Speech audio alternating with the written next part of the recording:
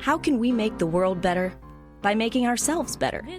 The Dr. Joe Show explores how you can make positive personal change by using his groundbreaking and highly effective I Am approach to understand who we are and why we do what we do. Your small changes can have big effects. Join us now for the Dr. Joe Show with Mark Stiles of Stiles Law, Thomas McCoy, and your host, Dr. Joe Schrand.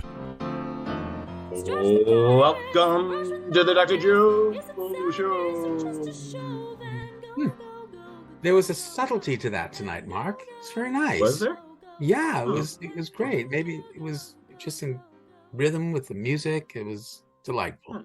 Well, thank you for noticing. Yeah, I did notice that. How have you been doing? Doing well. Real well. How are you doing? It's been a great week. Lots of stuff happening. We're trying a lot here in the Commonwealth of Massachusetts to get the state to actually reimburse more for mental health services so that we can expand our services, recruit people, retain people, but more important, help people. I wonder, Tom, if you could introduce our guest for tonight. Absolutely, Dr. Joe. Tonight we have Major General Gregg Martin. Gregg F. Martin, Ph.D., Major General, U.S. Army retired, served on active duty for 36 years until May 2015. He's a combat veteran, bipolar survivor, airborne ranger engineer qualified soldier, and Army strategist. He was awarded the Distinguished Service Medal twice, the Bronze Star Medal, and the Combat Action Badge.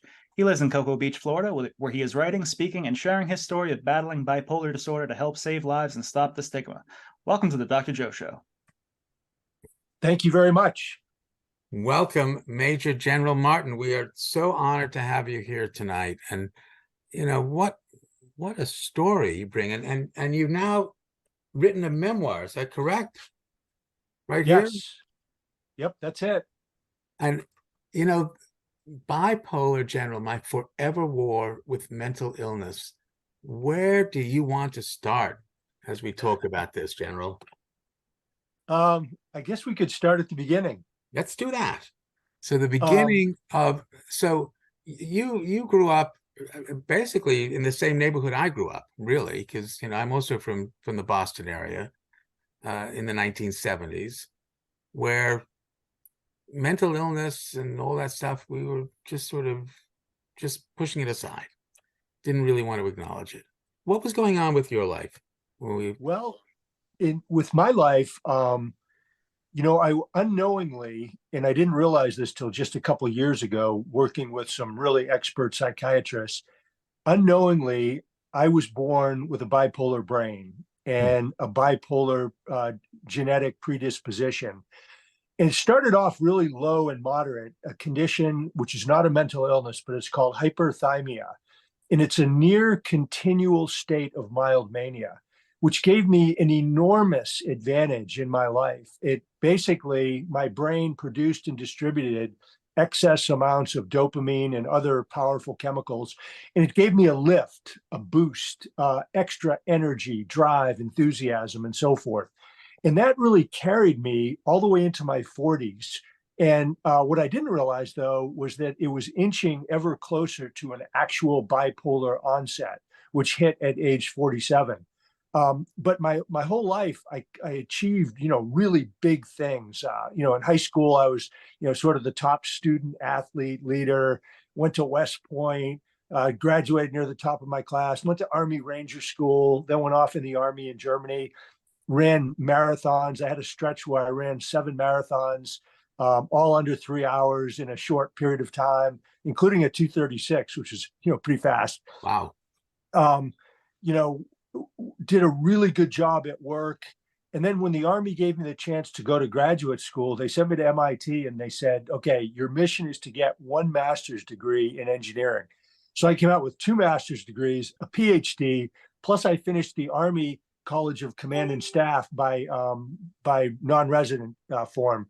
And I share all that with you because that wasn't normal. That was a reflection of a bipolar brain.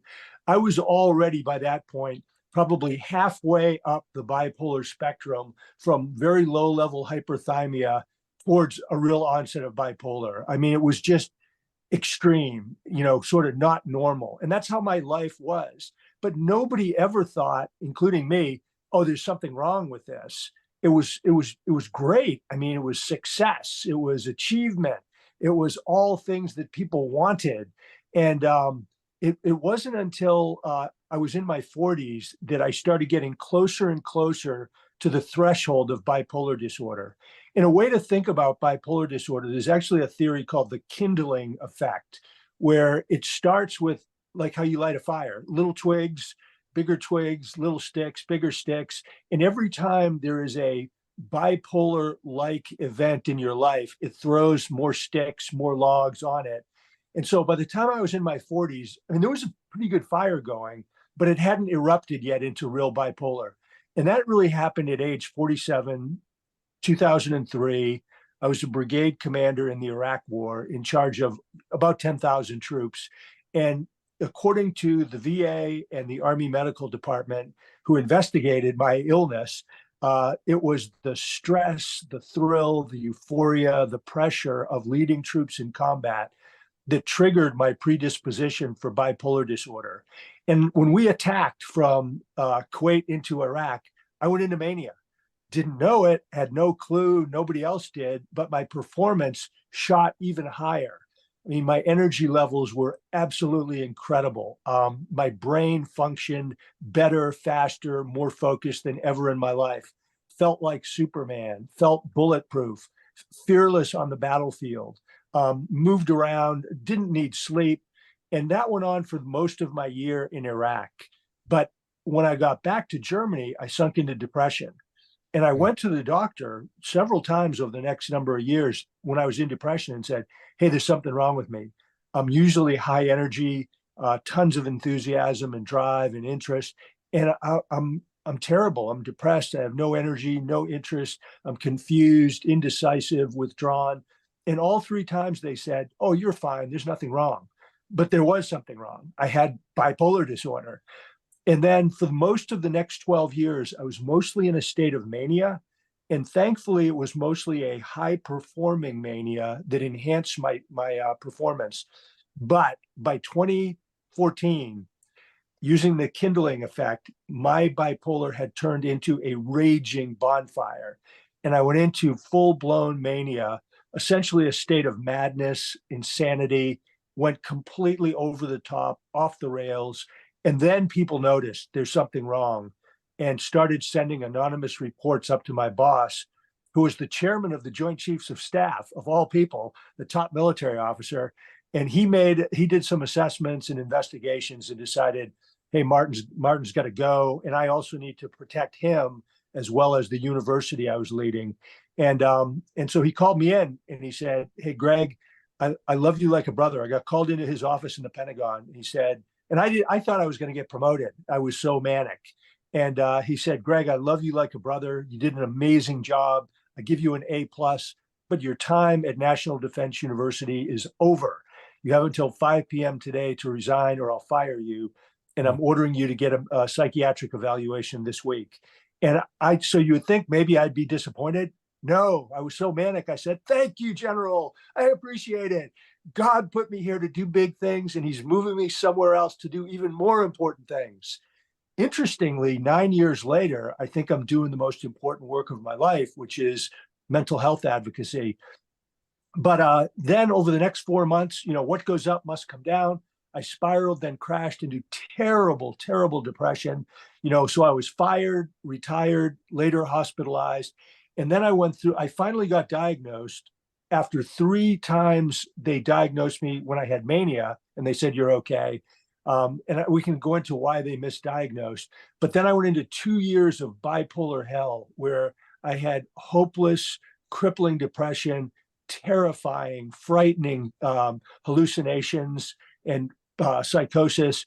And then I was hospitalized. And then I finally pulled out of it after 2 years in hell, where all I wanted to do was die. Didn't even want to live, had convinced myself my wife would be better off without me. And I was probably pretty close to suicide. Then I got prescribed lithium, and lithium saved me. It turned my life around, and my depression and psychosis vanished. And I started my journey of recovery. And that was 7 years ago. That is a powerful story with all the ups and downs of bipolar. And it's remarkable that it was not picked up on. Maybe it was part of the time. But, we may not have bipolar, but we certainly have ups and downs in the Dr. Joe Show. But most of our ups are based on our sponsors. So what I'd like to do is we'll take a commercial break. We'll be right back with Major General. Hey, folks, thank you for listening to the Dr. Joe Show. We've been investigating whether or not we want to bring sponsors into our podcast. What are your thoughts? Do you know somebody who might be a good partner with the Dr. Joe Show, who may want to align their product or service with the Dr. Joe Show? Think about it. And we're back with the Dr. Joe Show with an amazing episode. Major General Gregg Martin, author of Bipolar General, is talking with us during Mental Health Awareness Month. Yeah. He's got an amazing story and is doing amazing things right now. And when we were off air, Mark, you had some thoughts, some questions for the general. Yeah. So, my understanding of bipolar disorder is you have those two different situations where you're either in a manic state or you're in a depressed state. But your story was that you were elevating in a mild mania to a higher level of mania.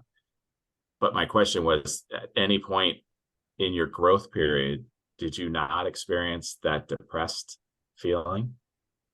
Yes, I did.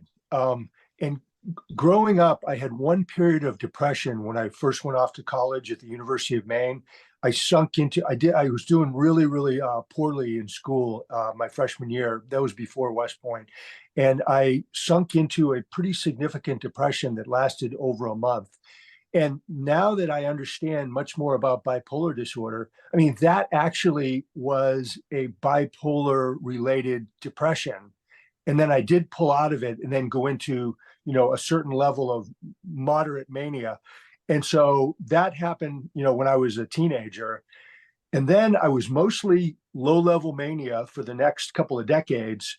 And then when we were in Iraq, I was mostly manic.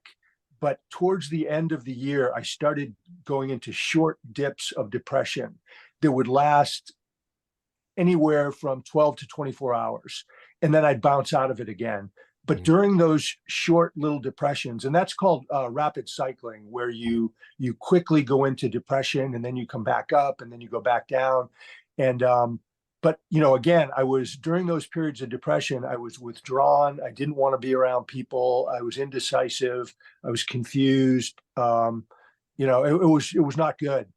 And then when we got home from Iraq, I went into depression for about 10 months, really bad depression. I was fortunate. It wasn't so bad that it kept me from functioning at my job. And, one of the theories is that having, really structure and routine and discipline can really kind of keep the guardrails on for both mania and depression. And I think being in the Army actually kind of helped me during that long period of depression. And then for the next 10 years, my bipolar disorder was unknown, unrecognized, undiagnosed, untreated. And I started going into higher highs and lower lows. And so my depressions became more and more frequent. But I would still say I was probably about 80% manic versus only about 20% depressed until after I got fired, retired, and went into bipolar hell. Then I had 2 solid years of just absolutely horrible depression, and combined with psychosis, delusions and hallucinations. Since I started taking lithium, I've had no depression for 7 years, 0. I've had little blips up into what they call hypomania, which is a low level of mania. I've had, maybe a dozen or so short, relatively shallow blips up, but nothing that was in danger of turning into real mania. Mm-hmm. I'm wondering whether that first episode of depression was misunderstood because you're separated from home, from a familiar environment. You'd been a star student, and now you're faced with this complete change in the way you see yourself. I mean, you're failing at school, you're away from people that care about you, that love you. I can understand how somebody may misinterpret that as just being, an adjustment component as opposed to a full-blown depression due to bipolar. But then there was the productivity part that is so interesting to me, because certainly, some of the most creative, influential people in the world have had bipolar. Right. It's when it's productive and helping other people that we dismiss that it could be a mania. Would you think that was part of the experience? Yes. I think that, right from the beginning, from teenage years forward, this predisposition for bipolar disorder, the living on the bipolar spectrum, having a bipolar brain, I think it just enhanced everything about my person. The way my mind worked, the way I could focus in on problems, solve problems, creativity. I was a super people person, an extrovert, always really looking, how can I help other people, in high school, in college, in the Army. One of my great attributes as an Army leader was that I really spent a lot of time helping the soldiers and their families with personal problems, medical issues, pay problems, promotions. And so, I mean, that really, I think, was a hallmark of my success, that this extra energy and drive, for the most part, went into positive pursuits. I was a bit of a wild man partier in college, and after I got out of college, before I got married, I was, really out there. And I think that might have been a little bit of an expression of, that, slight mania. And I was really, really into sports to a, almost an unusually high degree. Running, basketball, skiing, marathon running, triathlons, and so forth. But yeah, I think, as you noted, many of the most successful, creative, productive people in history have been bipolar disorder, or as they used to call it, manic depressive. Right. So I think it really helped me. And I want to just throw this out to you, General. I have spent a lot of time in my career trying to have people move away from the word disorder, because disorder actually separates people into groups. This group is okay. This group is not. This group I can trust. Not so sure I can trust that group that's disordered. So in many ways, we have contributed to the stigma by using this one word, disorder, bipolar disorder, attention deficit disorder, post-traumatic stress disorder, as if you got your response to that trauma wrong. So I call it a condition because it's an IM. I mean, for whatever reason, that was the best your brain could do. And then they made this small change. They added lithium. And that small change in the biological domain changed the response of those brain cells. Nothing was broken. It was just a state of being, a condition. But the other part that I wonder is, have you found, now that you are on this sort of level, do you miss the hypomania and the mania a little bit?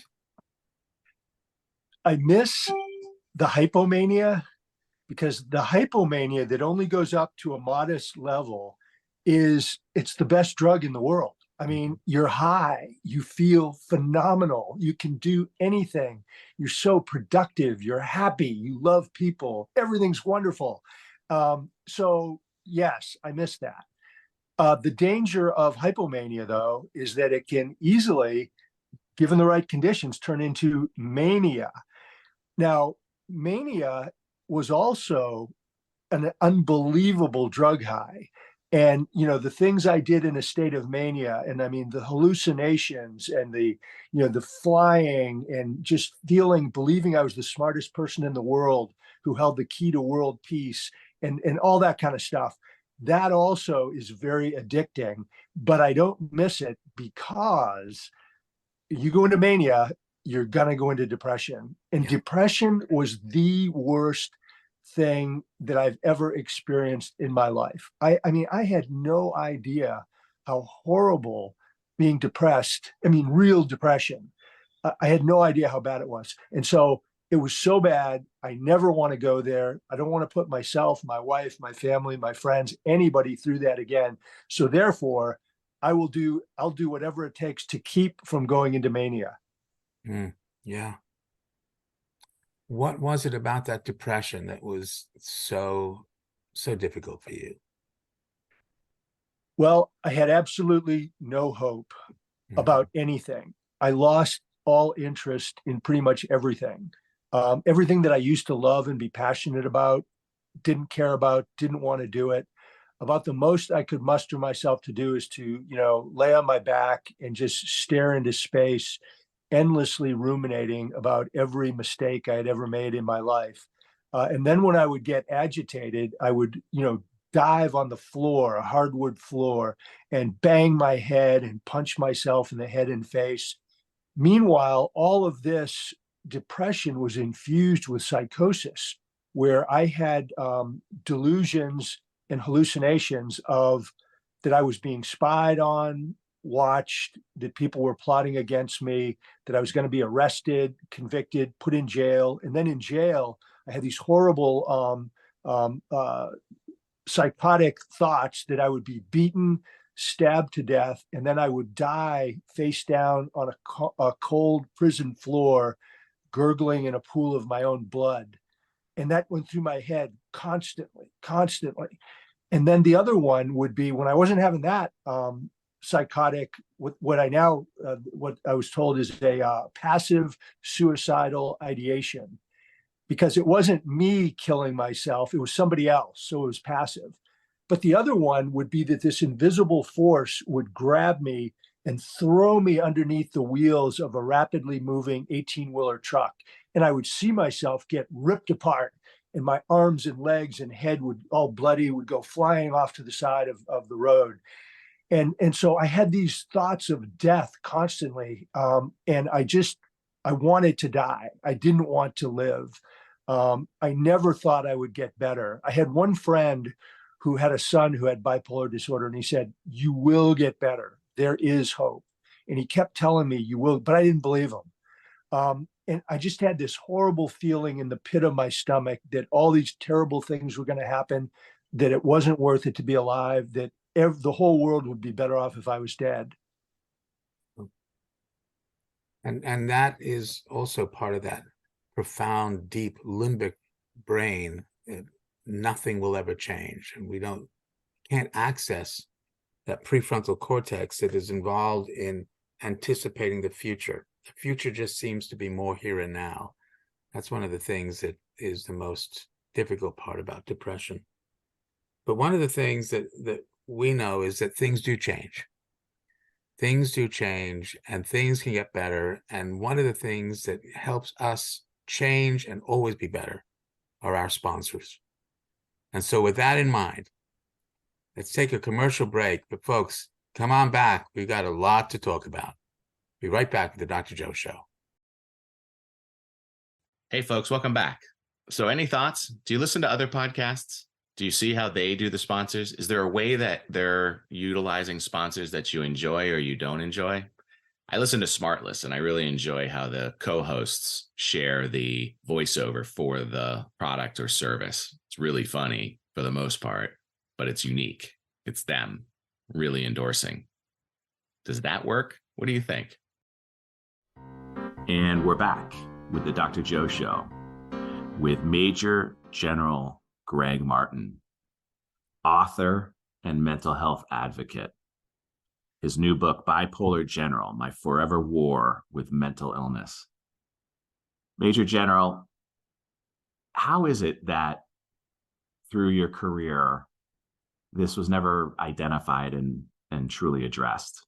Well, the military, like other organizations, I mean, the field of law and business, even politics, I mean, they prize people who produce and who get results and who have high energy and a lot of drive.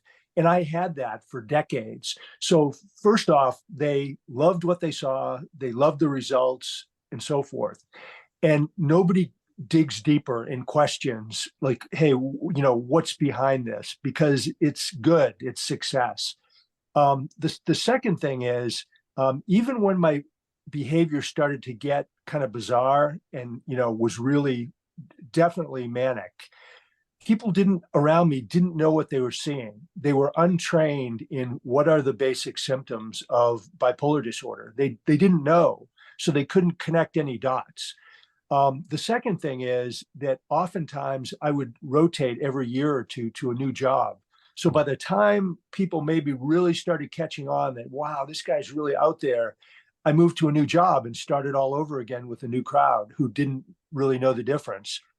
The third thing is people are intimidated to tell anybody that they think they have some sort of mental condition, whether it's a peer, a superior, or even a subordinate. People are kind of reluctant. It's an uncomfortable thing to say, hey, I've been watching you and I'm seeing something unusual.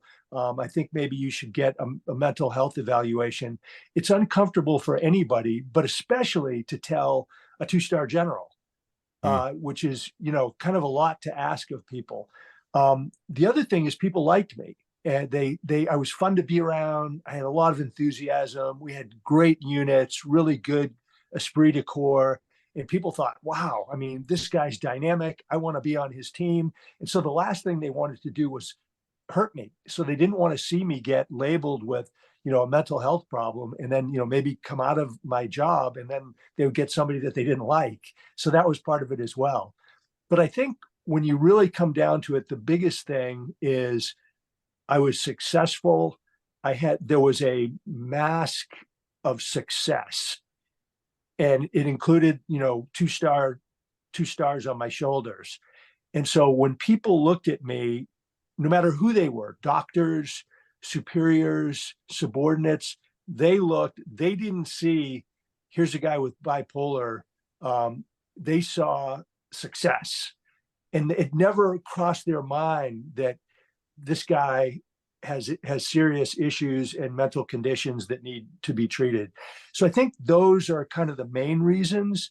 And then finally, what blew the top off, though, was my full-blown mania, where, the fire, the little kindling turned into a full-blown bonfire where I erupted into just insane behavior, which I'd be happy to go into, but it's, Yes. Classic mania. And so I think that's the reason. Yeah. Throughout the book, I don't get any sense of anger. I mean, you're so forgiving to all these people who didn't get the diagnosis, who didn't do the right thing, it's a wonderful character trait to have that forgiveness. But as you look back, is there a wish that somebody had figured this out earlier? Yes, I think there was a point on the bipolar spectrum, a few, maybe several years before I went into full-blown mania and was fired, retired, hospitalized. I think there was a period a few years prior where my symptoms were really strong. I was doing, crazy, bizarre, out of control things. And I think there was enough knowledge and enough clear symptoms that if people had been trained, they could have gotten me in to get help. And I could have gotten, had a lithium intervention much earlier than 2016. And it would have saved me and my family from going through, absolute hell for that 2-year period from 2014 to 2016. It could have prevented that. And, and it's more than just preventing that. I mean, I've had many doctors tell me that when I was in full blown mania, I could easily have died of a heart attack, could have died of a stroke. And then when I went into that long period of depression with psychosis, I easily could have morphed from passive suicidal ideations to active, to a plan, to actually taking my own life. That easily could have happened. And, that's a pretty high price to pay for people just, not knowing what the basic symptoms of bipolar are. Yeah. And, I certainly know what they are now, but I don't think I knew what they were really very well either. And when you were in that absolute manic phase, were you putting any of your soldiers at risk? It's interesting. I went back when I was writing the book. I went back and interviewed everybody I could that worked for me for the entire time I was in the Army, and it's very interesting. From at the lower levels, like when I was a lieutenant in my 20s, every response was, "You were a great leader. You were super inspirational. You were motivational. You had a wild side, but it made it more fun." And then as I rose up the ranks until I got into my 30s and then my 40s in particular, people started saying, "Hey, you were inspirational, motivational. You're kind of a wild man." But we started seeing some bizarre behavior, some reckless behavior, some decision making that didn't seem it didn't seem right for a person of your rank and age and stature. And then when we got into Iraq, this is where people said, I performed really, really well in combat on the battlefield, and the mania helped me. I was pretty much fearless, felt bulletproof, felt like Superman. I could anticipate problems, focus in and solve them under fire, you know, like fast before anybody else knew there was a problem. I would already have it solved and we'd be moving on to the next thing. And, these were, a lot of them were life and death decisions where people's lives were on the line. But what people told me, they said, you performed great. You're a really good guy. You're super motivational, but you became reckless on the battlefield. You started taking unnecessary risks.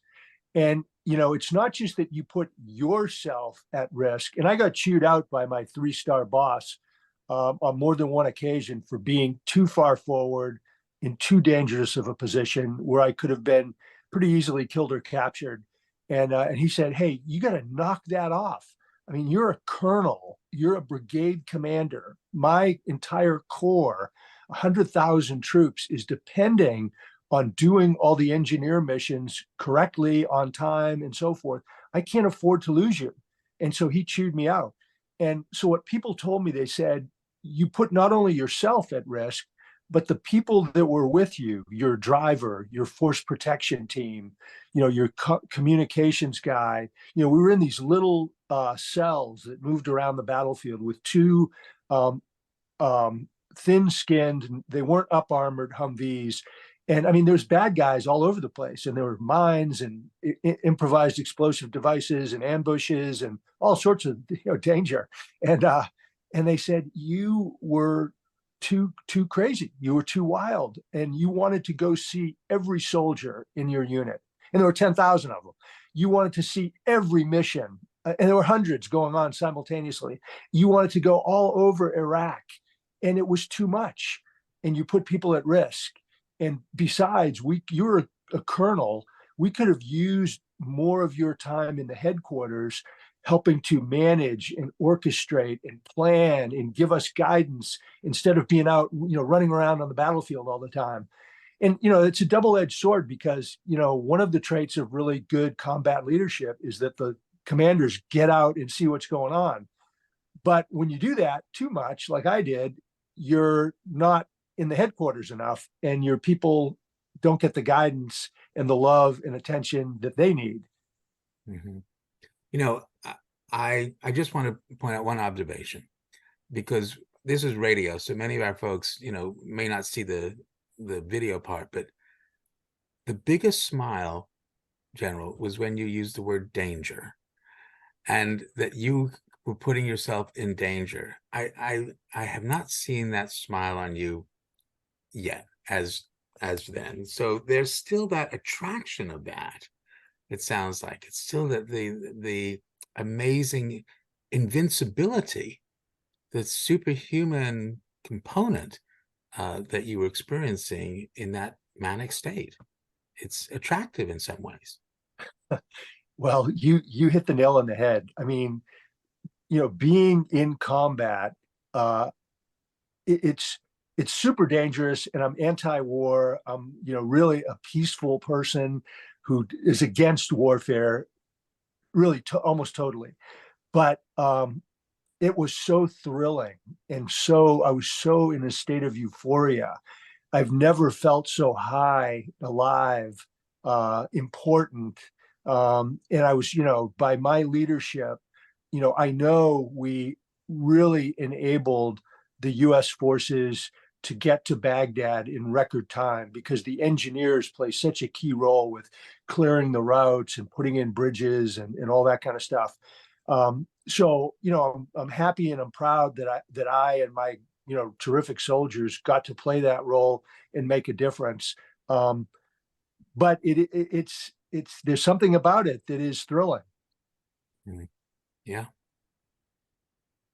Yeah, it is part of our human condition, isn't it? To be able to face that degree of danger and come out the other side. A lot of people don't experience that. A lot of people get so anxious that they will just retreat. But to build those bridges, to help the rest of the service do what they need to do, that's incredible. And we also have our bridge builders as well. And those are our sponsors, because without their bridges, the Dr. Joe Show would not be here. So let's hear about some of our sponsors' bridges, and we will come right back with the Dr. Joe Show. Hey, welcome back. And again, we're super grateful for you listening to the Dr. Joe Show. If you have anyone that you think might be a good sponsor, shoot us an email at drjoepodcast@gmail.com. DRJOE podcast@gmail.com. Give us your thoughts about the show, too. We're wondering, are we talking to the trees, or are people really gaining value in this? Please let us know. Thank you again, and enjoy the rest of the show. And we're back with the Dr. Joe Show with 36-year U.S. Army veteran and author of Bipolar General, My Forever War with Mental Illness, Mr. Gregg Martin, Major General. General. So first of all, how do people get the book? Let's talk about that. So the book, the easiest way to get it is to go to Amazon, but Amazon made a big mistake. They put a faulty link out there that says the book's not available. It's not available for 3 months, whatever. There's thousands of books in print, thousands. And so Amazon's they've got a bad, bogus site. But if you get anything that says the book's not available, or it's not available for like a month or 2 or 3, just get off of it and go to another Amazon site that says the book is available. We can get it to you in 3 days. It's got a 5-star rating. It's flagged as a #1 bestseller. Just go to the right site and get it there. Or another surefire way to get it is go to my website, www.bipolargeneral.com. And the landing page has got the correct Amazon link. It's got the Barnes & Noble, and it's got the Naval Institute Press, who are actually the publisher of the book.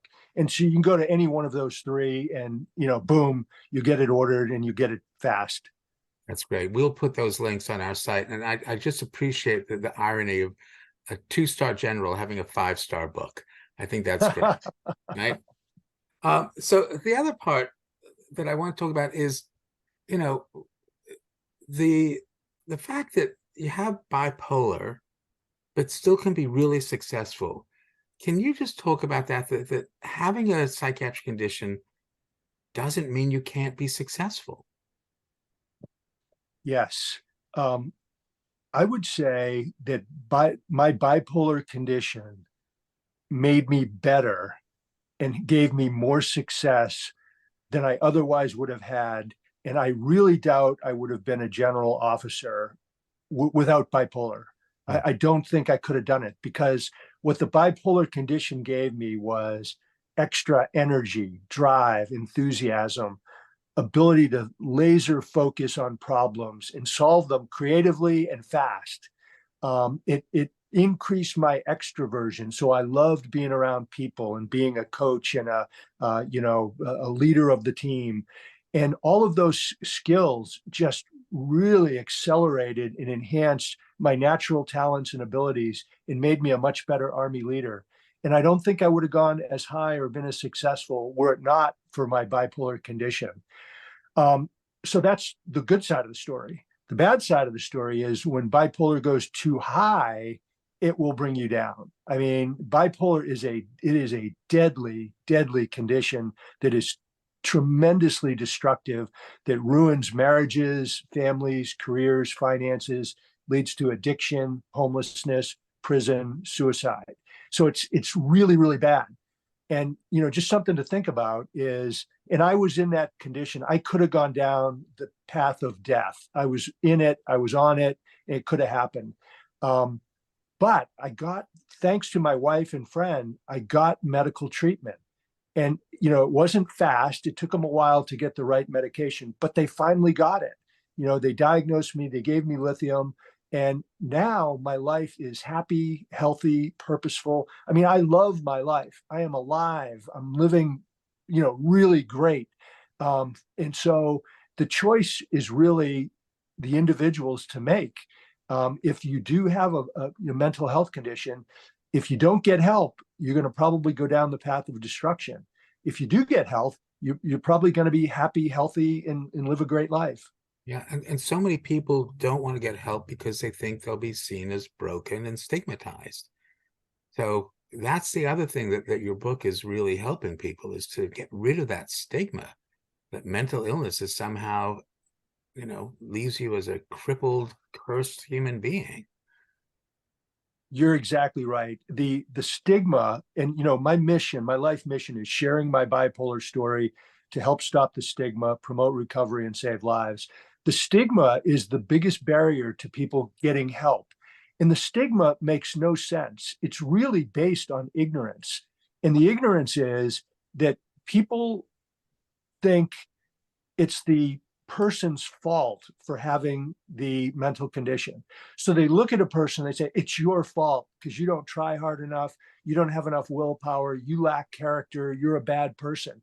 And we know scientifically that that's complete nonsense, that, these mental conditions are physiologically real, just like diabetes, cancer, heart disease. It's just that they're inside the cells and the wiring of the brain, which is our most complex organ, and you can't see any of it, but it's real stuff. And so I think that, and Dr. Joe, I think, your show, anything that can chip away at and knock down this stigma that's based on ignorance will be serving a great, great purpose. And, I've just one little analogy. 50 years ago, breast cancer was stigmatized, it was shameful, it was embarrassing. And First Lady Betty Ford said, I have breast cancer. Here's the facts. Here's what I'm doing about it. And now, 50 years later, women fighting breast cancer it's seen as a heroic, noble cause. National Football League players wear pink shoes during, Breast Cancer Awareness Month. And I mean, I think we need to move in that same way with mental conditions. I could not agree more. And I think part of why we used to sort of blame people as if it was a moral issue was because then at least it couldn't happen to us, because we were good people, and that wouldn't happen to a good person.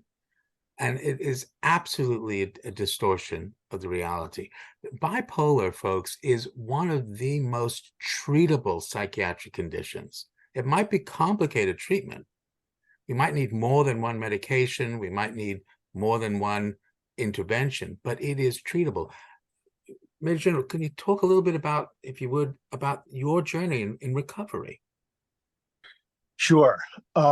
So November of 2014, 4 months after I got fired, told to retire and so forth, I finally got the right diagnosis. And I knew I was so depressed. I knew there was something wrong with me. I knew I was sick. And I went into the doctors in desperation. It was the same ones that had misdiagnosed me a few months earlier. I said, hey, I'm usually high energy, lots of enthusiasm. I have no interest, no energy, et cetera. And so they were able to kind of get some collateral information and connect the dots. And they said, you have bipolar disorder type 1 with psychosis. And I said, thank you. Thank you, doctor. I appreciate it, because now we know what the problem is, and we can go about healing and recovering. Well, it took a while, 2 years of bipolar hell, hospitalization, being pretty close to suicide. And then finally, after probably a dozen different medications during that 2-year period, and none of them worked. All they made me do was want to fall asleep and get groggy. So no success with any medications. Finally, I got the lithium. And then my depression and psychosis pretty much vanished within less than a week. And I started feeling like my old self, pre-bipolar Gregg Martin. And I felt good. My interest came back, my energy, liked being around people again. My suicidal thoughts went away. And so that was 7 years ago. And so what I would say about my journey of recovery, and in the book subtitle, I call it My Forever War with Mental Illness. But the keys have been, number one, you got to get your brain chemistry correct. You have to get the right balance inside the brain. And for me and most people, that's through medications. And I take 3 main ones. Number 1 is lithium. Number 2 is Lamictal. Number 3 is Latuda. That's kind of the magic combination that seems to work for me. But so you have to have that. Number 2, you should really work with a therapist, someone who is a trained expert in how to think about thinking, how to help you identify your triggers, how to protect yourself, how to deal with complex, thorny situations. That's number 2. Number 3 is healthy living, healthy diet, exercise, plenty of sleep, low stress, etc. So those are the first 3, and those are necessary but not sufficient for a recovery that's built to last. What I've had to do is anchor them into what I call the 5 Ps. And the first 3 Ps I got from Dr. Thomas Insel in his really good book called Healing. But the first P is purpose. Everybody has to develop a purpose for themselves. And I was adrift in my recovery because as an Army leader, first thing you do is you say, what's the mission? Let's focus on the mission. Everything is, you look at it through the lens of a mission statement. So after I finally figured out my mission statement was staring me in the face, sharing my bipolar story. And I do it through speaking, writing, and conferring with people. So that purpose is critical. The second P is people. Having a network of fun, happy, energetic people that make you feel good and raise your spirits. And I and my wife, we moved from New Hampshire to Florida in order to get the sun and the brightness and the warmth. And it was a great move. And we worked hard to develop a really cool, fun network of friends that we dance with and party with and sing karaoke with and, go to the gym together and stuff like that. The third P is place. It's really important to live in a place that is going to enable you to do what you want to do and it makes you happy. And our big move was to come to Florida to get into the warmth. The fourth P is perseverance. I mean, this is hard. Recovery from a mental condition of any type is hard work. There will be setbacks. There's bumps in the road. You may have a relapse. Over half the people with bipolar have a bipolar relapse, which is often more serious than the initial onset. So you got to have perseverance, will to win, fighting spirit. And then fifth is what I call presence. And my youngest son, who has bipolar disorder, by the way, 2 of our 3 sons have bipolar disorder. He came up with this idea of presence, which is being able to get outside of your own head and think about your own thinking. The fancy word is metacognition. And so a lot of times what's inside our own head is faulty. It's not true. It's incorrect. It can lead us astray. And if you can get out of your own head and think objectively about what's going on, a lot of times you can get back on the right track and avoid pitfalls. So those are really my steps or my formula for recovery. And then I think, kind of infused into all this is just keeping a positive attitude and keeping hope alive, that in helping other people and, serving a cause bigger than self. And, that's kind of it.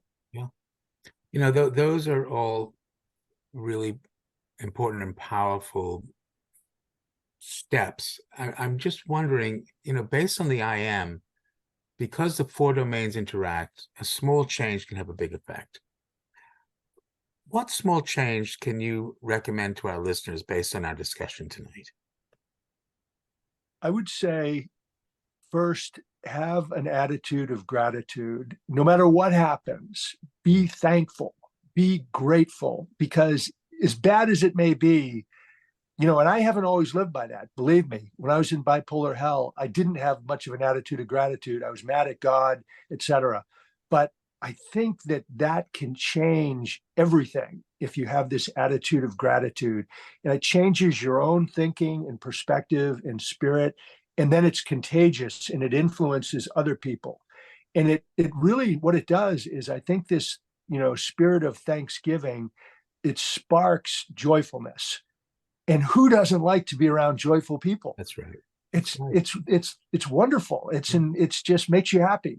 Yeah. So those are a couple things.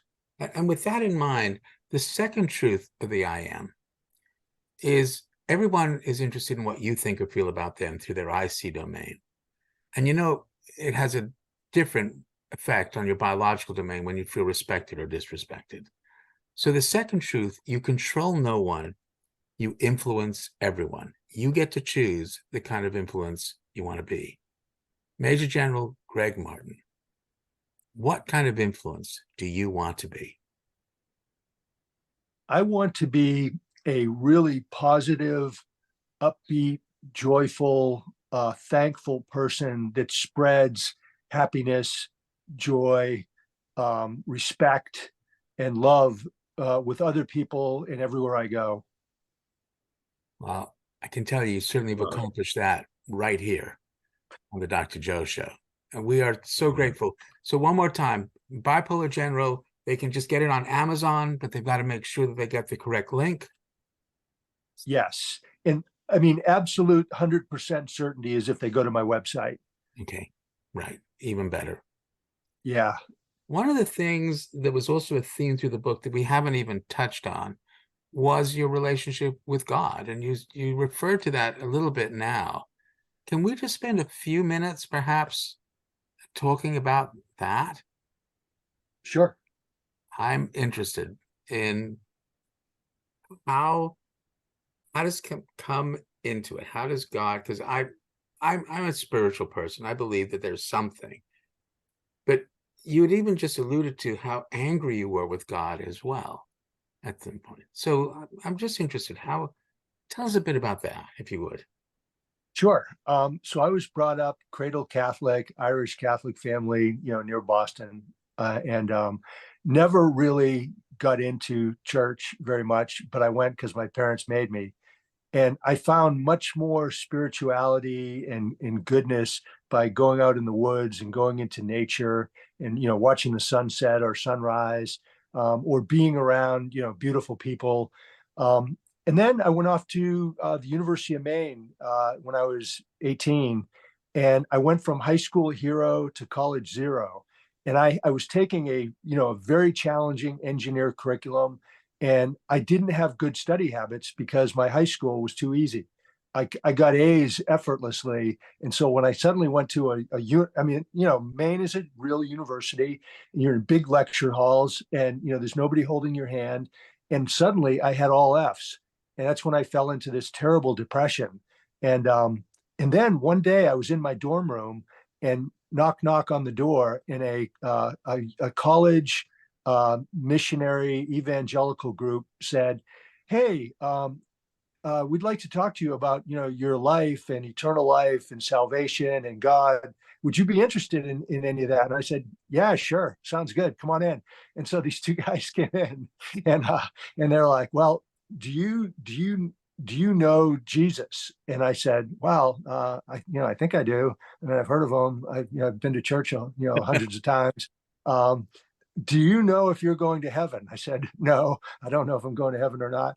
And they said, well, we can show you the guaranteed path to, know God, know Christ, and go to heaven. And are you interested in that? And I said, yeah, sure. And, these guys are beautiful. They've taken all the complexities and all the unknowns in the universe and boiled it down to a little diagram on a sheet of paper that they are absolutely convinced is the formula and the secret that you're going to go to heaven. And, if you say this prayer, the Holy Spirit will come into you and you'll be transformed and you're going to go to heaven no matter what you do. Even if you commit heinous crimes, you'll still go to heaven. And I said, wow, that's really cool. I never heard that before in the Catholic Church. And so, I did the born again evangelical prayer. And amazingly, this was unbelievable. I came out of depression like almost immediately. And my brain just started working laser sharp. They gave me a little, like a half a dozen Bible verses to memorize. So I memorized them that night. I cleaned my dorm room, which was a mess. I got, new notebooks and got organized for class, started showing up for class early, taking copious notes, going to extra help. I basically brought my grades from F's to all A's and B's and made the dean's list. And, whether this was, the Holy Spirit elevating me or it was mania or both, I mean, I don't know, but whatever it was, it sure worked. And so I'm so glad you said that they gave you some prayers as opposed to this little pill to try. So Yeah. So then I started hanging out with this group, and they were really good people, and they were fine people. They weren't devious, they weren't nasty. And so I started going to Protestant church with them, which drove my parents crazy. They're like, well, what's wrong with Catholic? And then I started going on like outdoor retreats and hikes and Bible studies. And that carried me all the way through that freshman year at University of Maine, where I ended up doing really well, Dean's List, et cetera, got into West Point. And I continued that evangelical track through my first couple of years at West Point until we started getting freedom and time to go off base and stuff like that. And then like kind of my partying instincts took over, and my evangelical beliefs kind of sort of went in the back seat. But as an Army officer, I kept this evangelical fervor and belief and faith stayed alive very, very strongly. And I wasn't trying to proselytize or convert anybody, because you just don't do that in the military. That's just totally inappropriate. It's against the rules, just like you don't talk about your politics with anybody, or at least you didn't used to.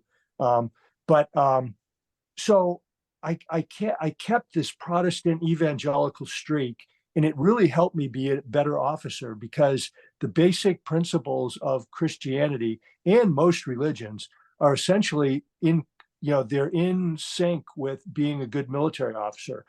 Character, ethics, honesty, hard work, take care of people, all that kind of stuff.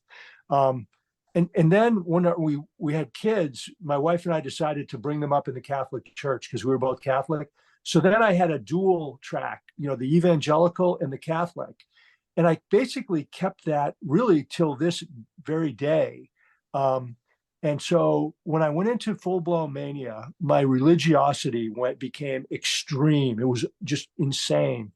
I was doing 30 or so major religious events per week, Bible studies, prayer breakfast, discipleship training, church services, you name it, about 30 a week. I saw the Holy Spirit descend multiple times. I saw demons attack our house. And then I put Bibles and crosses and holy water, and I saw the demons fly and then do a U-turn and fly away.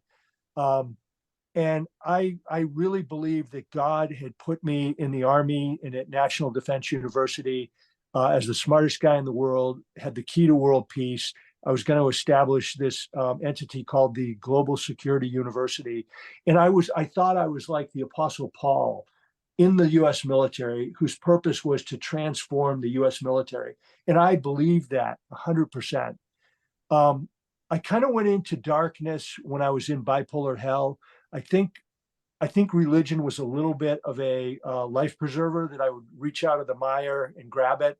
But I wasn't very religious or spiritual. I was mad at God because I thought he had ruined my life. And then when I came out of it and started my road to recovery, I got back into both flavors of religion, evangelical and Catholic, with fervor. I mean, I was really fervent. I was doing a lot of religious stuff again down here in Florida, but it kind of died out. My wife and I have both kind of gotten, I'd say, quite disillusioned with organized religion, which is a big change for both of us. We're just disillusioned with it.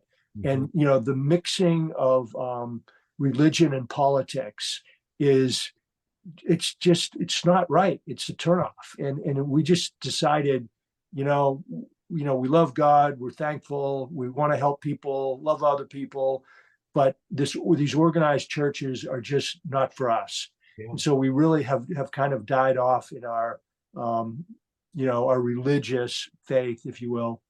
Right. But so, I mean, there is belief in God, the spiritual component, but it really has been exploited. I hate to say it, so that one religious group will fight another religious group as if we know what God wants. Right. I wrote a song. Basically, the chorus is, it's all the same, just a different name. It really is. That part, is powerful as well. I had a friend, rabbi, who said, if you think you know what God wants, then your concept of God is too small. Right. How are we meant to know that? But right. I really appreciate the connection that you have, Gregg, with so many people, and what you did for the country, for all those soldiers that you empowered and valued, and now what you're doing for so many people with bipolar and every other psychiatric condition. So, really, truly appreciate what you've been doing. Folks, it's been a great show as always. Major General, thank you so much for being here and for inspiring so many people. I mean, there was one war that you may have fought before, but this one, I think, is even bigger. We're going to do this all together. Thank you so much for your time. Folks, we'll see you all next week. Mark, Tom, see you next week.